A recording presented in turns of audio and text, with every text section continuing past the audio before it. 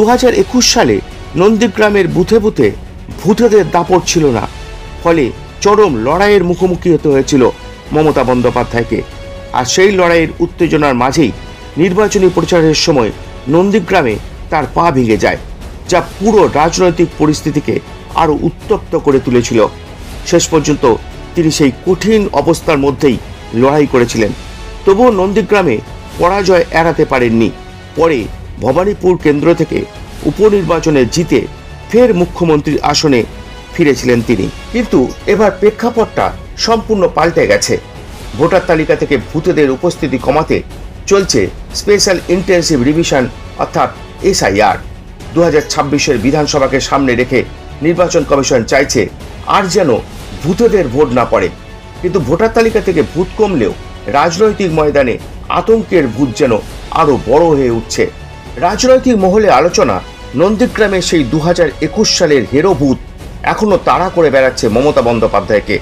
আর সেই আতঙ্ক এবার কেন্দ্রীভূত হচ্ছে ভবানীপুরকে ঘিরে। কারণ ভবানীপুরের বেশ কয়েকটি ওয়ার্ডে বিজেপির ভোট ব্যাংক অত্যন্ত শক্তিশালী। এখানে সংখ্যালঘু ভোটও তুলনামূলকভাবে কম। এদিকে শুভেন্দু অধিকারী প্রকাশ্যেই চ্যালেঞ্জ ছুড়েছেন মমতা বন্দ্যোপাধ্যায়কে। আমি নন্দীগ্রাম না করলে আপনার ওই মালিক দিদি থেকে দিদিমা হতো, কোনদিন মুখ্যমন্ত্রী হতো না। নন্দীগ্রামে হারিয়েছি, 26-এ ভবানীপুরেও হারাবো।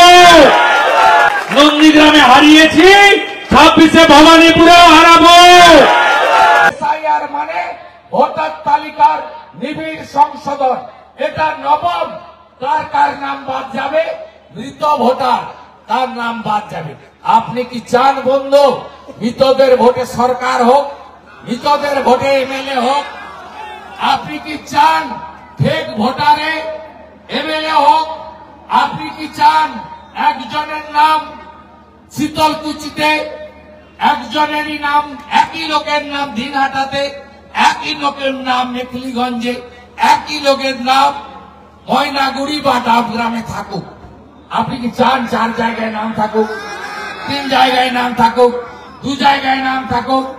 আপনি চান আইন বলে 1 জায়গায় নাম থাকবে। তাই SIR নতুন কিছু নয়। এরা বাধা দিচ্ছে কেন?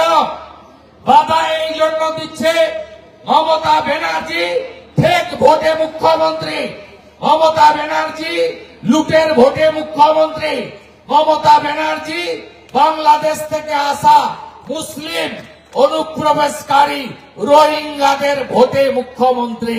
তাই মমতা ব্যানার্জি বাংলাদেশি মুসলিম অনুপ্রবেশকারী রোহিঙ্গাদের রাখতে চায়। তাই এই নির্বাচন অবৈধ অনুপ্রবেশকারী ভার্সেস ভারতীয়দের নির্বাচন। রাষ্ট্রবাদী দেশপ্রেমিক, সে হিন্দু হোক, মুসলিম হোক, আদিবাসী হোক, আর অবৈধ বাংলাদেশি অনুপ্রবেশকারী রোহিঙ্গাদের নির্বাচন। 2011-তে এসে টাটাকে তাড়িয়েছে, 16-তে এসে চাকরি চুরি করেছে, 26-এ যদি আসতে পারে হিন্দু শূন্য করবে। এই পরিস্থিতি দেখে প্রশ্ন, ভবানীপুর কি নন্দীগ্রাম 2 হতে চলেছে, নাকি আবারও নিজের ঘাঁটিতে শক্তভাবে টিকে থাকবেন তৃণমূল নেত্রী? তা সময়ই বলবে।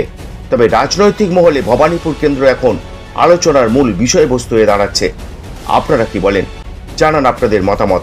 ভিডিওটি লাইক, শেয়ার ও সাবস্ক্রাইব করতে ভুলবেন না। RDB নিউজ, অন্যায়ের বিরুদ্ধে প্রতিবাদ, অন্যায়ের বিরুদ্ধে লড়াই, সদা সত্যের পথে আপনার সাথে।